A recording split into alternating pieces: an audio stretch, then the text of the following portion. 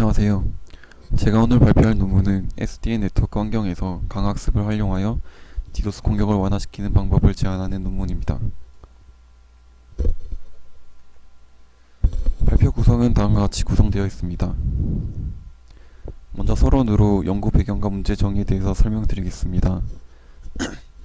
먼저 연구 배경으로 최근 디도스 공격에 대해 어떻게 대처해야 할지에 대한 논의가 이루어지고 있으며, 특히 디도스 공격의 발생 빈도수 및 피해가 급증하고 있으며, 예시로 2018년 2월 기타브에 대규모의 디도스 공격이 발생한 적이 있습니다. 그리고 최근에는 공격 패턴이 복잡해지고 실시간으로 공격이 진행되기 때문에 이러한 공격을 효율적으로 탐지하고 해당 피해를 줄이는 방안에 대해 많은 연구가 이루어지고 있습니다. 두 번째로 SDN 네트워크 기술의 발전에 따라 컨트롤 및 데이터 플레인을 분리한 네트워크가 발생하였으며, 이러한 네트워크에 따라 네트워크 보안 환경도 자연스럽게 변화하였습니다. 마찬가지로 보안 환경의 변화에 따라 최근 다양한 연구가 진행되고 있습니다. 다음으로 문제 정의에 대해 설명드리겠습니다. 본 논문에서는 문제 정의로 공격에 대한 비효율적인 대처 방법과 SDN 넷 기반의 체계적인 보안 시스템이 아직 없다는 점을 문제로 제시하였습니다. 논문에서는 이러한 문제점들이 최근 복잡하고 고도화되고 있는 공격에 대해 취약하기 때문에 효율적인 대처 방안이 필요하다고 지적합니다. 이러한 문제점에 따라 본 논문의 연구 목적은 강학습을 활용하여 최적의 디도스 공격 완화 정책을 설정하고, 설정된 정책을 바탕으로 디도스 공격을 완화시킬 수 있는 시스템을 제안합니다. 간단하게 말씀드리면, 정상 트래픽은 정상적으로 서버에 도달하도록 하고, 공격 트래픽은 서버에 도달하지 못하도록 제어합니다. 본 논문의 컨트리뷰션을 설명드리면, 첫 번째로 SDN 기반의 디도스 완화 프레임워크를 제안합니다. 그리고 두 번째로 제안하는 프레임워크는 정보 수집과 강학습 적용 모듈을 분리하기 때문에 적은 비용과 리소스로 빠르게 처리 가능합니다. 이는 기존의 디도스 대응 시스템보다 더 신속하고 효과적으로 실시간 공격에 대해 대처 가능하다는 점에서 장점이 있습니다. 세 번째로 구글에서 제공하는 텐서플로우를 사용하여 강학습 알고리즘을 설계하였으며, 실험을 통해 디도스 공격 완화 정책을 성능을 입증하였습니다. 실제로 TCP, SYN, UDP, ICMP 플루딩에 대한 공격에 적용하여 실험을 진행하였습니다. 다음으로 제안하는 방법에 대해 설명드리겠습니다. 먼저 시스템 구성으로 크게 정보 수집 모듈과 디도스 완화 모듈 두 가지로 구성되어 있습니다. 먼저 정보 수집 모듈에서는 네트워크 플로우의 통계적 정보를 수집합니다. 그리고 디도스 완화 모듈에서는 먼저 서버에서는 SDN 컨트롤러에 어플리케이션 실행을 요청하고, 에이전트에서는 어플리케이션을 실행하는 호스트 역할을 합니다. 본 논문에서는 DDPG 알고리즘을 사용하였는데, DDPG 알고리즘을 사용하기 전에 먼저 DQN 알고리즘에 대해 간략하게 설명을 드리겠습니다. DQN 알고리즘은 기존 Q 네트워크의 문제점을 해결하기 위해 개발된 알고리즘입니다. 기존 Q 네트워크의 문제점으로 샘플 데이터 간의 연관성 고려가 필요하고, 비교해야 하는 값의 불안정성이 있습니다. 먼저 샘플 데이터 간의 연관성 고려 문제는 어떤 스테이트에서 액션을 취한 뒤에 받은 다음 스테이트는 이전 스테이트와 유사하기 때문에 이러한 과정이 반복될 경우 연속된 유사한 스테이트가 나오게 됩니다. 연속된 유사한 스테이트만을 이용한 학습은 부적절한 학습이 될 가능성이 높습니다. 그리고 Q 네트워크 이론상에서는 학습을 할 때 동일한 뉴럴 네트워크를 사용해야 합니다. 하지만 실제로 학습을 하면서 바뀐 뉴럴 네트워크가 다음 스테이트 값에도 영향을 끼치면서 비교해야 할 타겟 값이 바뀌게 되고, 결과적으로 학습이 잘 되지 않게 됩니다. DQN 알고리즘은 다음 세 가지 방법을 활용하여 Q 네트워크의 문제점을 해결합니다. 먼저 뉴럴 네트워크를 딥하게 설정하여 이는 일반적으로 좋은 학습을 하기 위한 방법으로 사용되고 있습니다. 두 번째로 경험했던 것을 가져와 학습한다는 것은 샘플 데이터 간의 연관성 문제를 해결하기 위한 방법입니다. 선택 가능한 모든 액션에 대해 리워드와 다음 스테이트 정보를 모두 버퍼에 저장한 후 저장한 것들 중 랜덤하게 데이터를 선택하여 학습합니다. 데이터를 랜덤하게 선택하기 때문에 기존의 연관성 문제를 해결할 수 있습니다. 다음으로 네트워크 분리하는 방법은 비교해야 하는 값의 불안정성을 해결할 수 있습니다. 기존 Q 네트워크에서 예측값과 타겟값이 모두 한 개의 뉴럴 네트워크를 사용하기 때문에 해당 문제점이 발생하기 때문에 사용하는 네트워크를 두 개로 분리하여 해결합니다. 다음으로 논문에서 적용한 DDPG 알고리즘에 대해 설명드리면, 먼저 설명드렸던 DQN 알고리즘은 디스크리트하고 적은 액션 스페이스에서만 적용 가능하다는 문제점이 있습니다.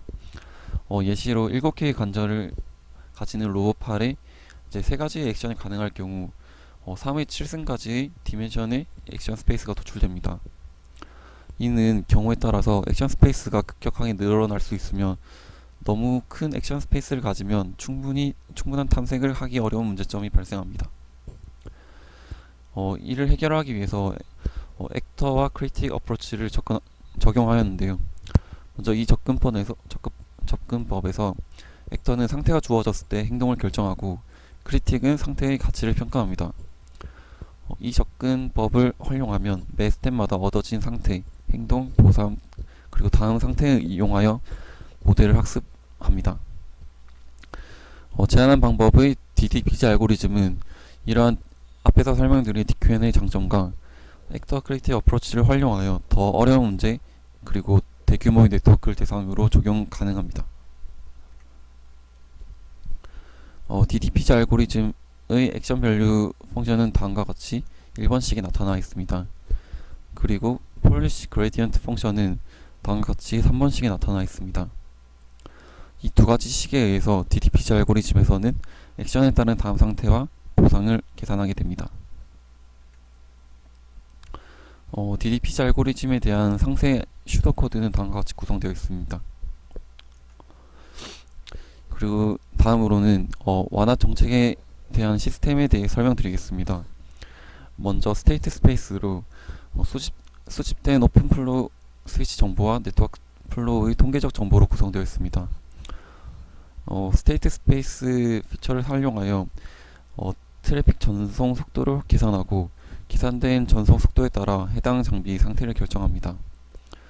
여기서 이제 스테이트 스페이스 피처는 다음과 같이 테이블 1에 나타나 있습니다. 다음으로 액션 스페이스에 대해 설명드리면, 디도스 공격이 발생 시에 취할 수 있는 행동을 정의하였습니다. 이는 앞에서 스테이트 스페이스에서 이제 수집하고 결정된 이제 상태에 따라서 총 트래픽 전송 속도가 지정된 최대 대역폭을 초과하면 초과된 트래픽을 제어합니다. 다음으로 리워드 펑션에 대해 설명드리면, 먼저 PA의 경우 이제 공격 트래픽이 서버에 도달할 확률을 나타내고, PB의 경우 정상 트래픽이 서버에 정상적으로 도달할 확률을 나타냅니다. 여기서 에이전트는 서버가 최대한 피해를 입지 않는 것을 목표로 합니다. 따라서 총 트래픽의 전송 속도는 최대 대역폭을 넘으면 안됩니다. 만약 이를 넘을 경우 네거티브 리워드를 줘서 해당 리워드 값은 마이너스 1이 됩니다. 두 번째로 모니터링 동안 정상 트래픽이 대상 서버로 정상적으로 도달하도록 허용을 하고, 공격 트래픽은 최대한 억제를 해야 합니다. 마찬가지로 이제 최대 대역폭을 넘지 않을 경우 식 4에 나타난 것처럼 이제 계산이 됩니다. 다음으로 이제 제안한 시스템을 평가하기 위한 실험입니다. 실험은 크게 3가지로 진행하였으며, 실험 환경은 다음과 같습니다. 아래 그림과 같이 네트워크를 구성하였으며, 먼저 비나인 유저는 정상 사용자, 그리고 어태커는 공격자입니다. 그리고 학습 수에 해당하는 에피소드는 총 최대 2만 번으로 하였으며, 모니터 윈도우 사이즈는 0.1초로 구성하였습니다. 여기서 에이전트는 하나의 에피소드에서 100가지 액션이 가능합니다. 그리고 앞의 리워드 펑션에서 설명드렸듯이 설명드렸던 최대 대역폭은 6 Mbps로 설정하였습니다. 먼저 첫 번째 실험 결과인데요. 첫 번째 실험 결과로 에피소드 합수수에 따른 리워드입니다. 그러니까 다음 그림을 보시면 학습된 에피소드가 2만 번일 경우 최대 0.94의 리워드를 도출합니다. 이 그림에서 나타낸 것은 각 에피소드에 따른 이제 리워드 값인데요. 각 에피소드에서 최적의 행동이 학습되더라도 앞에서 설명드렸던 이제 알고리즘에 의해서 학습에서의 무작위성으로 인해 다양한 보상이 제공됩니다. 따라서 다음의 그래프처럼 이제 다양한 범위의 리워드가 나타나게 됩니다. 다음 두 번째 실험으로 디도스 완화 효과인데요. 이는 5가지 디도스 공격 타입에 대해 기존 연구의 AIMD, CTL 방법과 비교 실험을 하였습니다.